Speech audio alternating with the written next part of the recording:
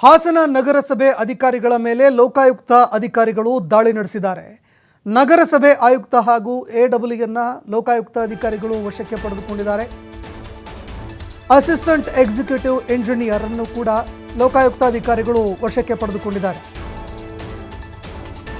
ಹಾಸನದ ನಗರಸಭೆ ಮೇಲೆ ಅಧಿಕಾರಿಗಳು ದಾಳಿ ಮಾಡಿದ್ರು. ಲೋಕಾಯುಕ್ತ ಅಧಿಕಾರಿಗಳು ದಾಳಿ ಮಾಡಿ ಎಡಬ್ಲ್ಯೂಯನ್ನ ವಶಕ್ಕೆ ಪಡೆದುಕೊಂಡಿದ್ದಾರೆ. ನಗರಸಭೆಯಿಂದ ಇಬ್ಬರನ್ನ ಕರೆದುಕೊಂಡು ಲೋಕಾಯುಕ್ತ ಅಧಿಕಾರಿಗಳು ತೆರಳಿದ್ದಾರೆ. ತನಿಖೆಗೆ ಅಂತ, ವಿಚಾರಣೆಗೆ ಅಂತ ಇಬ್ಬರನ್ನ ಕರೆದುಕೊಂಡು ಹೋಗಿದ್ದಾರೆ. ಸ್ವಚ್ಛತೆಯ ಟೆಂಡರ್ ಬಿಲ್ ನೀಡೋದಕ್ಕೆ 1.5 ಲಕ್ಷ ಲಂಚಕ್ಕಾಗಿ ಬೇಡಿಕೆ ಆರೋಪ ಕೇಳಿಬರ್ತಾ ಇದೆ. ಹಾಸನಾಂಬ ಜಾತ್ರೆಯ ವೇಳೆ ಸ್ವಚ್ಛತೆ ಮಾಡೋದಕ್ಕೆ ಅಂತೇನು ಟೆಂಡರ್ ಕೊಡಲಾಗುತ್ತೆ, ಆ ಟೆಂಡರ್ ನೀಡೋದಕ್ಕೆ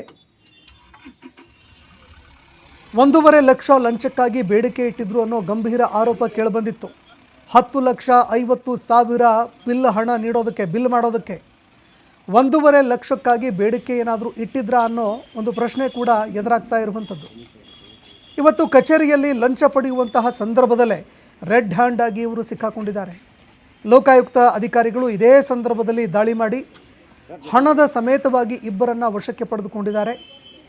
ಇಬ್ಬರನ್ನು ವಶಕ್ಕೆ ಪಡೆದುಕೊಂಡಂತಹ ಲೋಕಾಯುಕ್ತ ಅಧಿಕಾರಿಗಳು ಇಬ್ಬರನ್ನು ವಿಚಾರಣೆ ಮಾಡೋದಕ್ಕೆ ಅಂತ ಕರೆದೊಯ್ದಿದ್ದಾರೆ.